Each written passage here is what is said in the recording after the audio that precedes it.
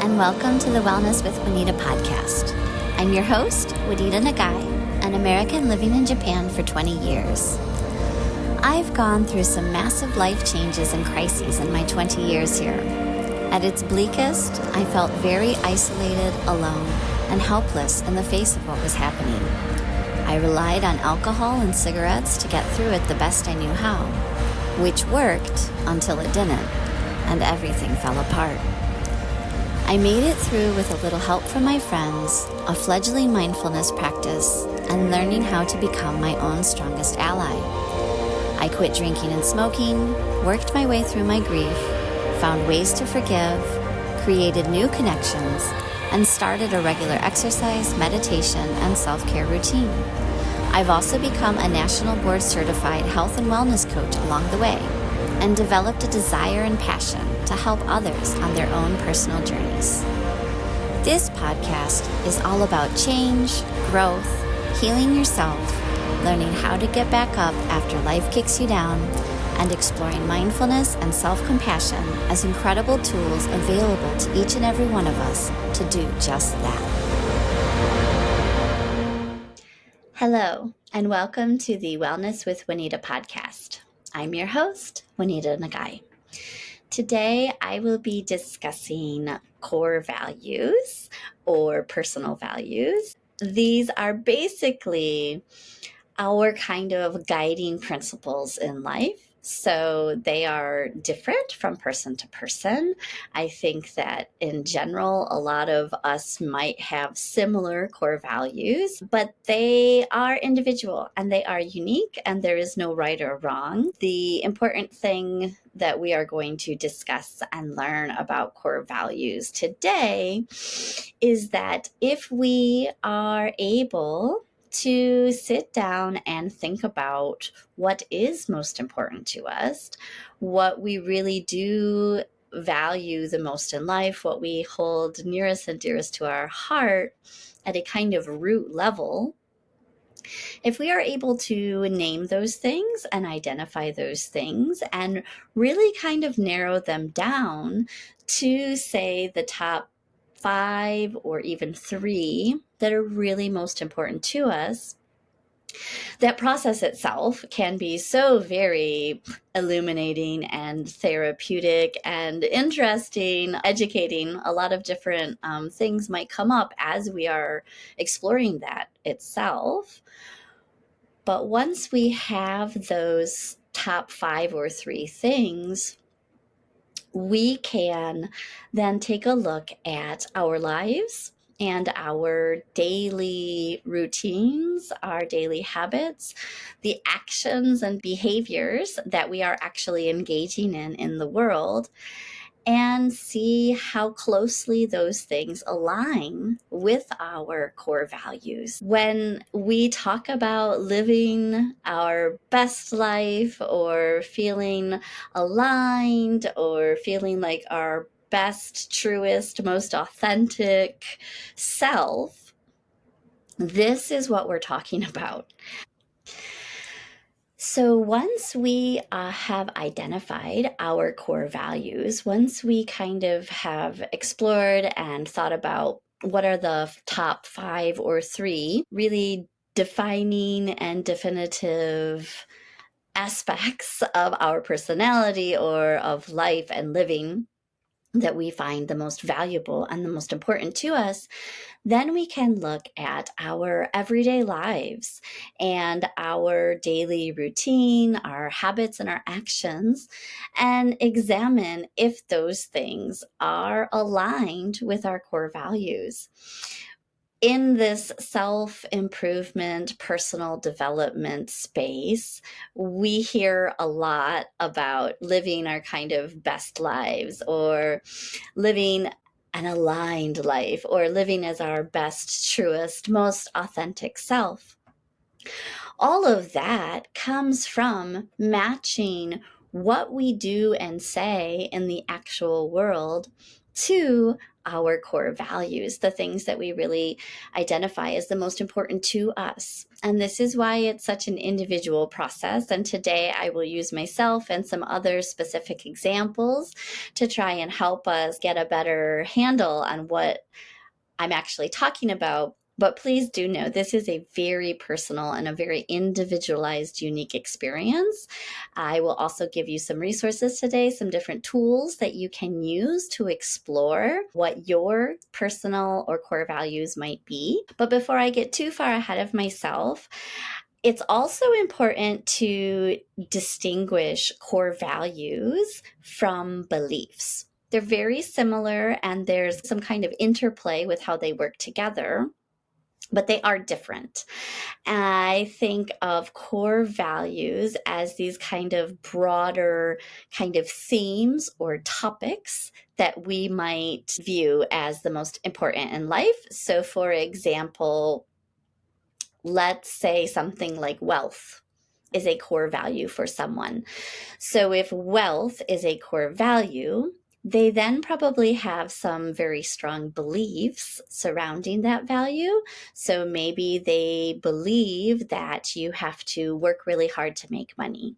Or maybe they believe that if you are very, very skilled or very, very exceptional at a certain job or skill, then you will be financially rewarded in kind. So the core value in that example would be wealth. And then the beliefs would be you have to work very hard to make money. Or if you are very, very good at a certain job or skill, you will be financially rewarded in a fair and balanced way, let's say. That is not one of my core values, for the record, but I use it as an example to try and show you what the value is and what the beliefs might be that kind of support or surround it. Beliefs are changeable, and we may come upon new information. We may have an experience that kind of changes our beliefs. They might evolve over time. And beliefs, I think also, they may be taught to us from, say, our parents or our teachers or the society or culture that we live in. These can all influence our beliefs, but the values feel like they are deeper, stronger, and they're kind of like the root base of who we are. So something that I value very, very strongly in my life is creativity or curiosity, kind of thinking outside of the box. So I think that is the core value. One of my beliefs around curiosity, perhaps, is that it is healthy and that it is important. And the more that we try things and fail and figure out what works and what doesn't on our own for our own selves, is the way that we kind of learn and grow. That's a belief that I have around curiosity. Other people might feel like curiosity is dangerous or threatening or intimidating or scary. They might be more risk adverse. And so maybe they don't value that.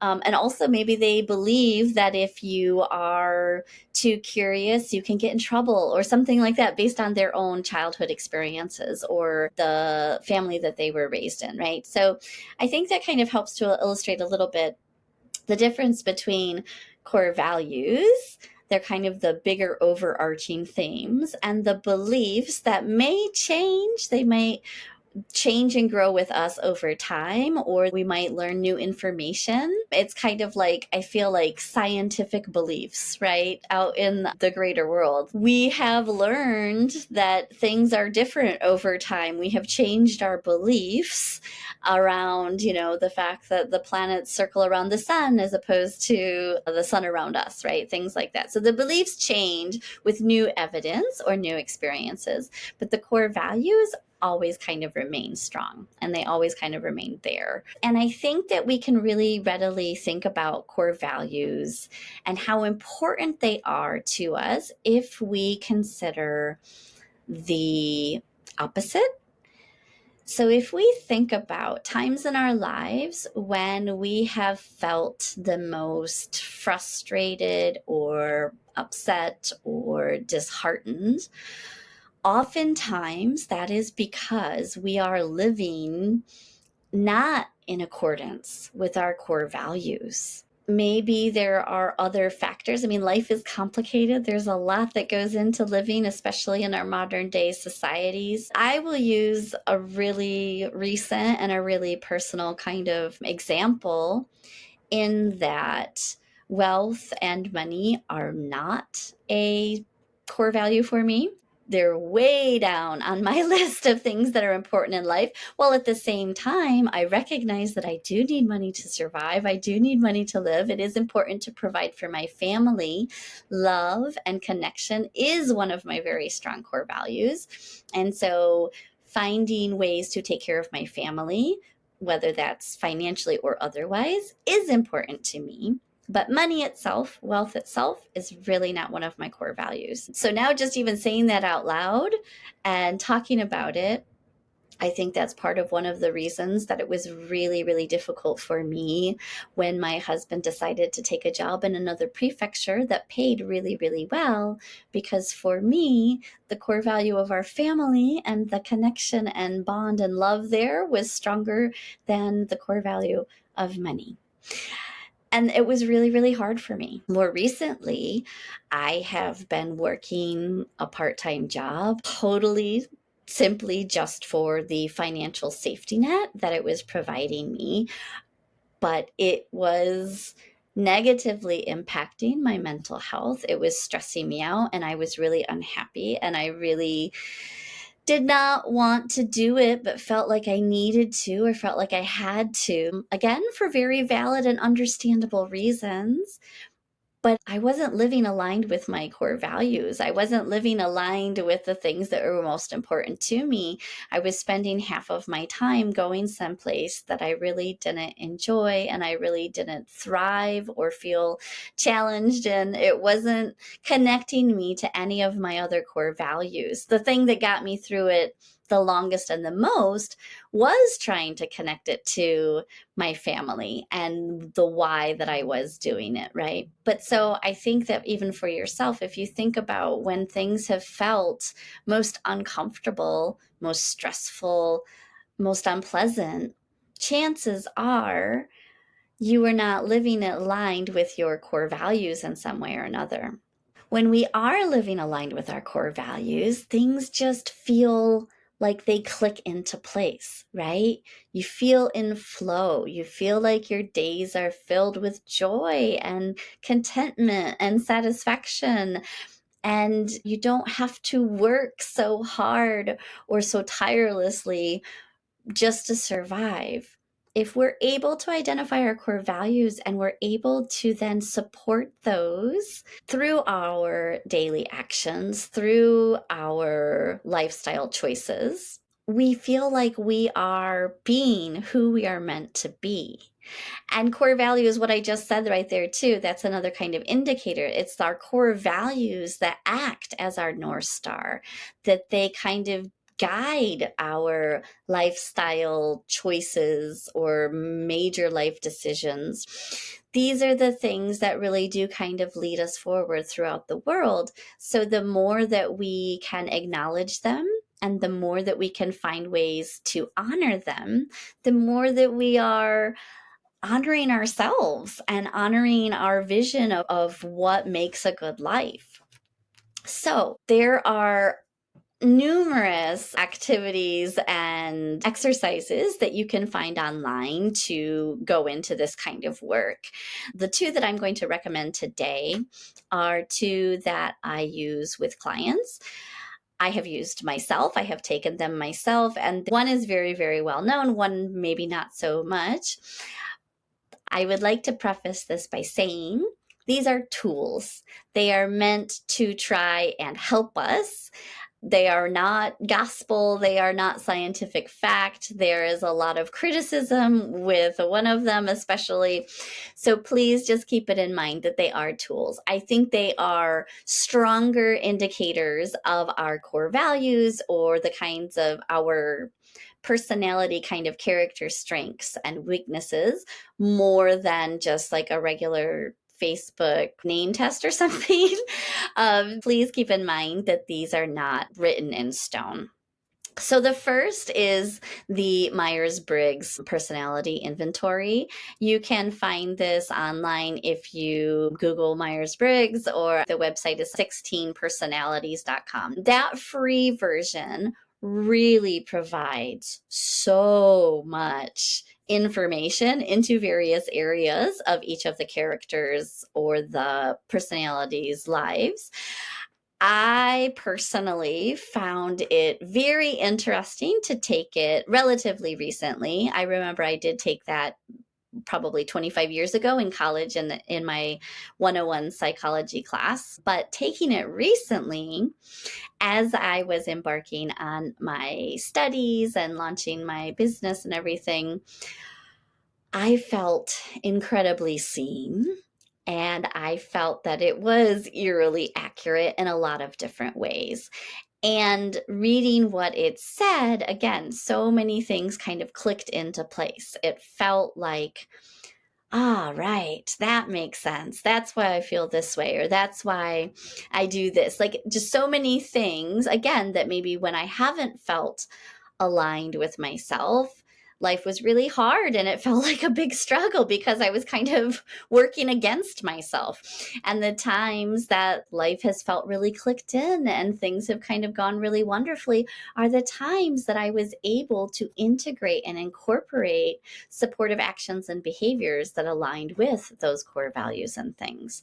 Okay, so that's the Myers-Briggs or the 16 personalities test. There is one thing that you can kind of take to get an idea. They give kind of like strengths and weaknesses for your personality type. The second tool that I will recommend here today is called the VIA Character Strengths Survey or Quiz. And this was developed by Dr. Martin Seligman and others on his team. And he's kind of the father of positive psychology. So they took 24 characteristics, positive characteristics, more aspects of people's personality. And they created this measure that ranks them in order. So from 1 to 24. They encourage you to look at your top 5, maybe the top half if you're curious. But the emphasis is really on looking at what are your strengths so that you can then use that information to think about how you can incorporate your strengths more into your daily life, or how you can try to make decisions or choices utilizing those strengths, or at least keeping them in mind. So if your number one character strength is creativity, you probably don't want to be in a very narrow, rigid, or focused career. If you are a creative person, you probably don't want to be something like an accountant that's very structured and very like this number goes in this category for this reason. Artists probably have a very high ranking of creativity, or, any number of things, right? Scientists, teachers, various things. There's no one size fits all answer or category for any of these things. But this is the idea. This is the idea of how you use this tool. So let's use me as a real world example. Taking the VIA quiz myself, my number one was love, which does not surprise me very much. Love, relationships, connections with other people is something that I really, really value. It's also something that I dare say I'm pretty good at. And this is why my current career change and the pivot that I made midlife into becoming a coach and starting to work with people individually and help them thrive and help them become the best versions of themselves that they can be, really clicks in so much better with my previous career, which felt like it was not ticking all of the boxes that are so important to me. So love was my number one. Love of learning was my number two. Again, this makes a lot of sense to me. I love to learn. I loved being in school. I loved being in college. And again, I can now use that information and use my personal experience and my felt experience of when I have studied again. It doesn't necessarily have to be formally, but I take online courses, I've joined live communities, even my studies to become a health and wellness coach. I love it. I'm just so clicked in, and some people don't enjoy that and they find it really difficult and it's hard work, but I really like having the big light bulb above my head. It really, really turns me on. So I love reading, like all of these things. So if I'm not reading every day or even regularly in my life, that's something that I can change, that can put me a little bit closer aligned to my core value of a love of learning. And that is something that I actively really am continuously trying to work on. I know that I love to read and I know that it's really great for me, and it's still kind of a struggle to find the hours in the day and the time to do it. But this is a perfect example of something that's relatively easy that I could do and I could change to live a little bit more closely aligned to that core value. One of my other top 5 was creativity, like I mentioned, appreciation of beauty and excellence. It makes me think of nature. Nature itself isn't one of the character strengths, but that is one of my core values. Being in nature, camping, hiking, just getting outside and getting the sun on my face and fresh air in my lungs is deeply, profoundly important to me. And it's an easy one to forget to incorporate into my everyday life. If I'm working a 9 to 5 and commuting, driving in my car or taking the train even, it's really easy to not connect to nature in our modern day society. For me, that appreciation of beauty and excellence makes me think of nature. So it's important for me to get outside and to go hiking or to even just work out on my deck when the weather is good and I can. Last summer, I remember, it's still to this day, a busy time of my day is after everyone comes home from school and work, and I need to go grocery shopping, I need to pick up kids, I need to make dinner, we need to eat dinner, then I need to clean up dinner, then we have to get in the bath, and then I have to put little ones to bed. Between the hours of, let's say, 4:30 and like 8 or 8:30, I'm in busy mom mode. I don't really have time to even catch my breath, it feels like. And I was aware of that feeling and feeling like I couldn't even catch my breath and how busy and kind of rushed it felt. And realized that it doesn't have to be that way, that I can intentionally create breathing room for myself and do really simple little things to just nourish myself a little bit. So I started intentionally going out on the deck with or without ice cream and sitting in the hammock or sitting in the chair and watching the sun as it set. It took 10 minutes out of that busy time period of my day, but it connected me with nature, with slowing down and being mindful and gratitude. And these are all things that were really important to me. And so that was a very small, deliberate decision that I made based on who I am and what my core values are, that just put me a little bit closer to that connection with myself. So I have given you a lot of information, a lot of examples, but I think the real heart of this episode and the real heart of this practice is for you to take those tests. Take the Myers-Briggs, take the VIA. If you're really curious, you can Google and find tons of information out there about core values and personal values. And then look at what are the top 3 or 5, depending on which measure or which test you're using. But we really do want to try and narrow it down to a really small number. because not everything can be equally as important. I think this is also why the VIA encourages people to look at their top 5, but not the ones below it so much.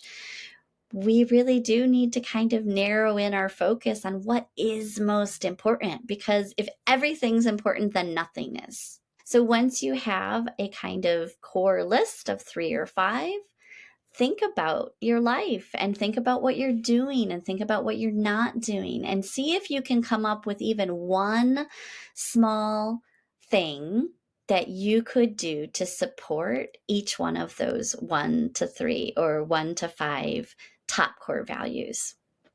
And then do it. This is the part that gets overlooked, or I think de-emphasized, in all of the health and wellness and self-development, self-improvement universe out there. We have to actually do the things that we know or we identify as the things that we want to be doing. You have to do it, and you have to keep doing it. You can't just listen to this podcast and say, yeah, I should live a more aligned life. You have to actually figure out what is most important to you, and then think about those small steps that you can do. Like for me, it was sitting out on the deck and watching the sunset for 10 minutes every night. That was one thing that I can do every single night, unless it's raining. I guess there's no sunset then. But it's something that I can do consistently and regularly, and it is going to provide me with benefits. So the unsexy, unexciting, boring kind of banal truth to all of this work is that we need to find the small things that we can do consistently and repeatedly that will eventually start to bear fruit, to put us on the path that we want to be on, to live the lives that we want to be living and feeling as attuned and aligned and authentic to ourselves as we can be. We need to actually figure it out and put in the work and keep putting in the work. So if this is something that you struggle with or something that you feel like you could use some help with, please feel free to reach out. This is what I do. And I am always more than happy to talk to people over email or even no strings attached. Discovery calls are always an option on my calendar. For today's takeaway, I am just going to leave you with the 16personalities.com and the VIA character strengths quizzes. I will put the links to both of those in the show notes so that you can click on them, take them. They don't take much longer than 10 minutes. And then sit down and think about what you can do. What is your one supported action for each of your top 3 or top 5 core values? Thank you so much for listening in today. I really appreciate comments, feedbacks, sharing, subscribing, any kind of free advertising that I can take. Please tell your friends and your family who you think would also enjoy listening to this podcast. And until next time, thank you so much and take care.